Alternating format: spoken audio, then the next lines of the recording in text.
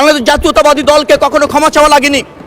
96-এর নির্বাচনের আগে আওয়ামী লীগের প্রধান বলেছিলেন একবার আমাদের ভোট ভিক্ষা দিন। এবারের নির্বাচনকে আগে অন্য দলকেও আমরা দেখেছি ক্ষমা চাইতে, বিএনপি কখনো জনগণের কাছে ক্ষমা চায়নি। যে সনদের বাস্তবায়ন চাই সেটি হচ্ছে যেটা জাতি বা রাজনৈতিক দল সই করেছে তার বাস্তবায়ন চাই। তার জন্য 71% মানুষ ভোট দিয়েছে জুলাই সনদ বাস্তবায়নের জন্য। সেটা বাস্তবায়ন হবে, কিভাবে হবে?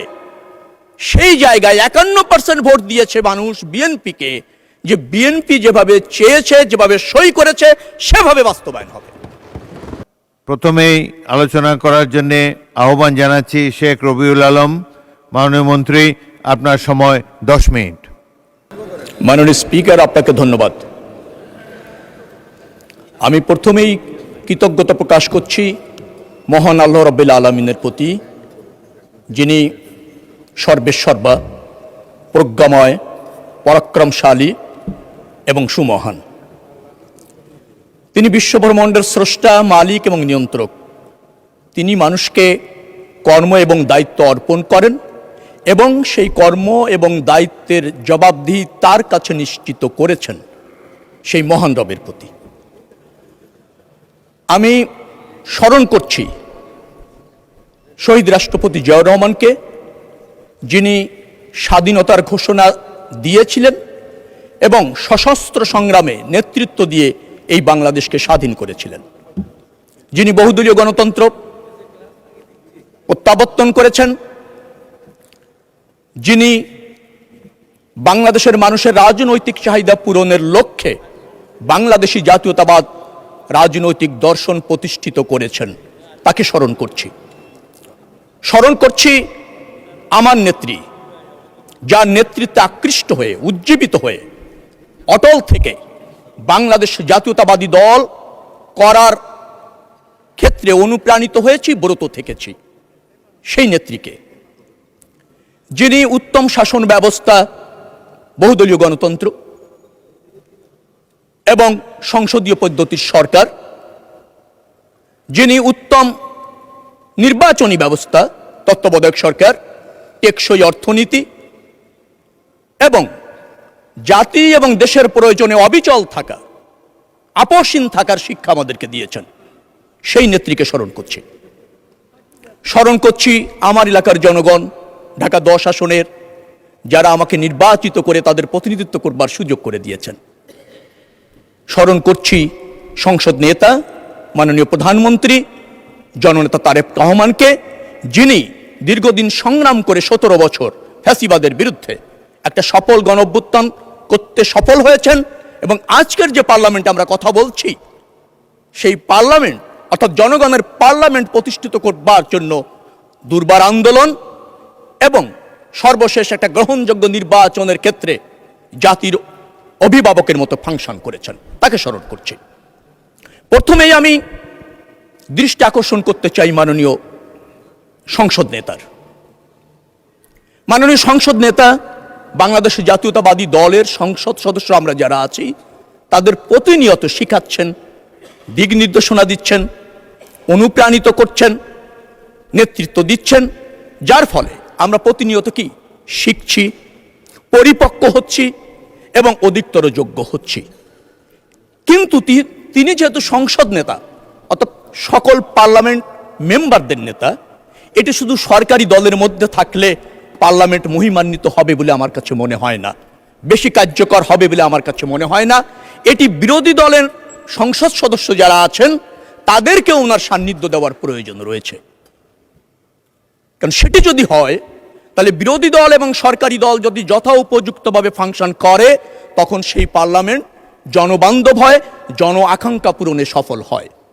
আমরা দেখতে পাচ্ছি বিরোধী দলের সংসদ সদস্যরা কোন বিধিতে কি বলতে হয়, কি করতে হয়, অথবা কোন ইস্যুতে সোচ্চার হতে হয়, অথবা কোনটি জাতীয় স্বার্থ, কোনটি সামষ্টিক স্বার্থ, অথবা কোথায় বিরোধিতা করতে হয়, কতটুকু করতে হয়, সে ব্যাপারে যথাযথভাবে ফাংশন করতে কোনো সময় ব্যর্থ হচ্ছেন। মাননীয় বিরোধী দলীয় সংসদ সদস্য এখানে আছেন, আমি তাকে কারাগারে দেখেছি, অত্যন্ত বিনয়ী মানুষ, অল্পভাষী মানুষ, পরিমিতিবোধ সম্পন্ন মানুষ, কিন্তু তিনি তাদের মেম্বার অফ পার্লামেন্ট সদস্যদেরকে যথাযথভাবে ফাংশন করতে কোথাও যেন বিচ্যুতি হচ্ছে বলে আমার কাছে মনে হয়েছে মাননীয় স্পিকার। আমার কাছে এও মনে হয়েছে তিনি হয়তো অসত্য প্রকাশ করতে পারেন, যার ফলে সংসদ নেতার দায়িত্ব রয়েছে পুরা সংসদের স্বার্থে বিরোধী দলীয় নেতাদেরকে একটা কর্মশালা বা বিরোধী দলীয় সংসদ সদস্য যারা আছেন তাদেরকে আরেকটু শানিত করা, আরেকটু পরিপক্ক করা, কারণ তিনি তো সংসদের নেতা। অতএব মাননীয় প্রধানমন্ত্রী এই পদক্ষেপ যদি নেন, জাতির বৃহত্তর সাথে সেটা কাজ করবে বলে আমি মনে করি। মাননীয় স্পিকার, আপনি এই জাতির গর্বিত সন্তানদের একজন। আপনি মুক্তিযোদ্ধা, এ দেশকে স্বাধীন আপনি করেছেন।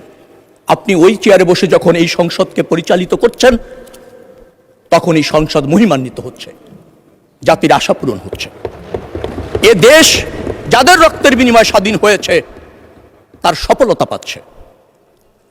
মাননীয় স্পিকার, আমরা গণ আন্দোলন করেছি। আপনি ভালো করেই জানেন যে সফল গণ আন্দোলন প্রথমে রাজনীতিবিদরা শুরু করে, রাজনৈতিক দল শুরু করে।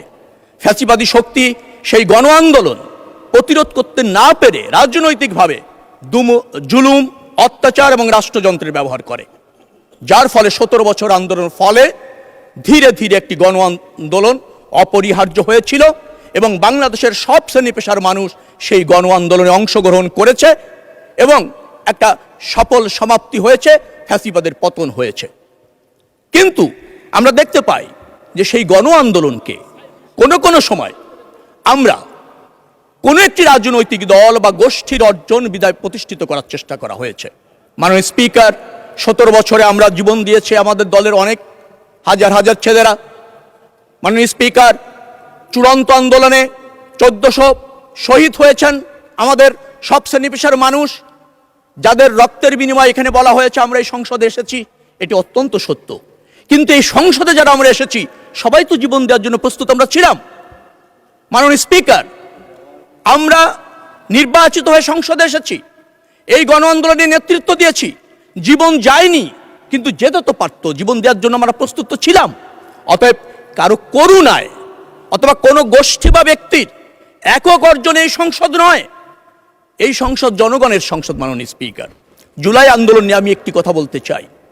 28 জুলাই যখন বিএনপির নেতাকর্মীদের ঢালাওভাবে গ্রেপ্তার করা হচ্ছিল, মাননীয় প্রধানমন্ত্রী যখন এই আন্দোলনকে কোঅর্ডিনেট করছিলেন, তিনি আমাকে ফোন করে বলেছেন, রবি, আপনাকে ঢাকা মহানগর দক্ষিণের প্রধান সমন্বয়কারী হিসেবে নেতৃত্ব দিতে হবে। আমি দায়িত্ব নিয়েছিলাম, নেতৃত্ব দিয়েছি, ঝুঁকি নিয়েছি। এই 17 বছর ফ্যাসিবাদী আন্দোলন সফল করবার জন্য 193টা মামলা খেয়েছি, 9 বার জেলে গিয়েছি, 97 দিন রিমান্ডে থেকেছি, 4টা মামলা সাজা হয়েছে, 3 দিন গুম থেকেছি। জাতির জন্য করেছি, প্রধানমন্ত্রীর নেতৃত্বে করেছি, বাংলাদেশের মানুষকে মুক্ত দেবার জন্য নেতৃত্ব করেছি। মাননীয় স্পিকার, আজকে বলা হয় 41 সালে যে রাজনৈতিক দলটি প্রতিষ্ঠিত হয়েছিল, যারা আমাদের বিরোধী দলে এখন আছেন, অনেক জাতীয় নির্বাচনে অংশ নিয়েছেন, এখনো পর্যন্ত জনগণ তাদেরকে ক্ষমতায় ভোটের মাধ্যমে আসীন করেননি। যন্ত্রণা তাদের থাকতে পারে, ব্যর্থতা তাদের থাকতে পারে, কিন্তু রাজনৈতিক স্বার্থে, জাতীয় স্বার্থে তাদেরকে রাজনীতি করতে হবে। 47 থেকে জাতীয় নির্বাচনের আগ পর্যন্ত বিরোধী দলের পক্ষ থেকে তাদের কর্মের জন্য ক্ষমাও চাওয়া হয়েছে, ভুল ভ্রান্তি মাপ চাওয়া হয়েছে। মাননীয় স্পিকার, 47 থেকে 85 বছর রাজনীতি করে নির্বাচনের আগে যাদের ক্ষমা চাইতে হয় কৃতকর্মের জন্য, সেটি কি রাজনীতি? সেটাকে কি রাজনৈতিক দল বলা যায়? অনুশোচনা কি তাদের হয়েছে? জনগণকে এখনো বিভ্রান্ত করার চেষ্টা করা হয়, জনগণকে বিভ্রান্ত করা যায়? জনগণ যদি বিভ্রান্ত হতো তাহলে এই 26-এর নির্বাচনে বিএনপি তো ব্রুট মেজরিটি পেত না। তারা তো জনগণকে বিভ্রান্ত করতে পারেনি, জনগণ বিভ্রান্ত হয় না। বাংলাদেশ জাতীয়তাবাদী দলকে কখনো ক্ষমা চাওয়া লাগেনি। 96-এর নির্বাচনের আগে আওয়ামী লীগের প্রধান বলেছিলেন, একবার আমাদের ভোট ভিক্ষা দিন। এবারের নির্বাচনকে আগে অন্য দলকেও আমরা দেখেছি ক্ষমা চাইতে, বিএনপি কখনো জনগণের কাছে ক্ষমা চায়নি, কারণ বিএনপি জনগণের পাশে থেকেছে, জনগণের স্বার্থে আন্দোলন করেছে।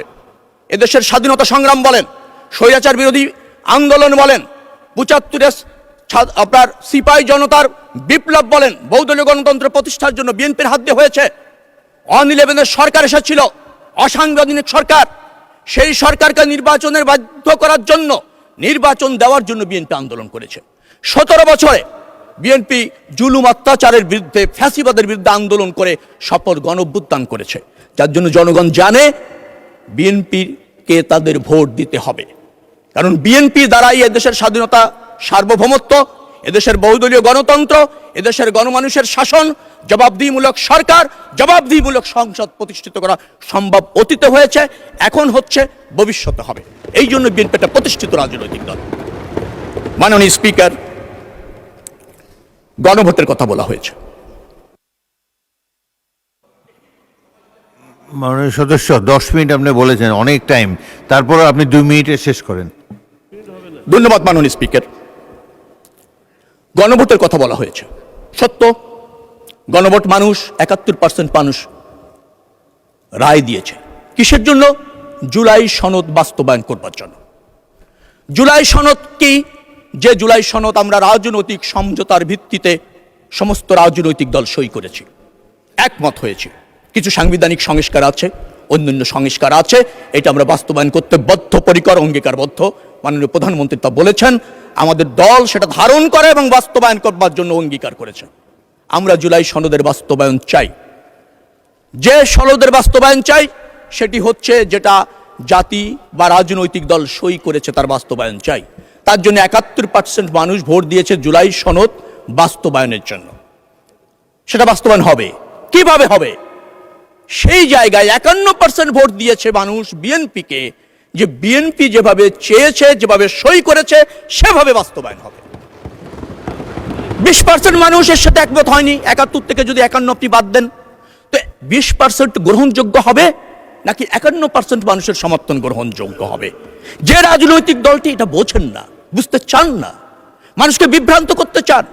আমি বারবার বলছি, 41 থেকে জন্ম নিয়ে এই পর্যন্ত জনগণ আপনাদেরকে নির্বাচিত করেনি, কারণ নির্বাচনের আগে আপনারা মানুষকে বিভ্রান্ত করে, কৌশল পরিবর্তন করে এক এক নির্বাচনে এক একভাবে আবির্ভূত হন। এটা রাজনৈতিক দলের দায়িত্ব না। রাজনীতি শিখুন, রাজনীতি করুন, রাজনৈতিক প্রতিযোগিতা করুন, তাহলে দেশ অগ্রগতি হবে, গণতন্ত্র প্রতিষ্ঠিত হবে এবং আপনারা, আমরা সবাই মিলে একটা রাজনৈতিক সৌহার্দ্যপূর্ণ পরিবেশ প্রতিষ্ঠিত করতে পারবো। সময় কম। মাননীয় স্পিকার, আপনাকে অসংখ্য ধন্যবাদ। মাননীয় প্রধানমন্ত্রীর নেতৃত্বে এদেশ এগিয়ে যাচ্ছে, এগিয়ে যাবে এবং এদেশের মানুষ তার উপর আস্থা রেখেছে, দলের উপর আস্থা রাখেছে। বিএনপি যে কোনো মূল্যে সেই আস্থা রাখবে ইনশাআল্লাহ।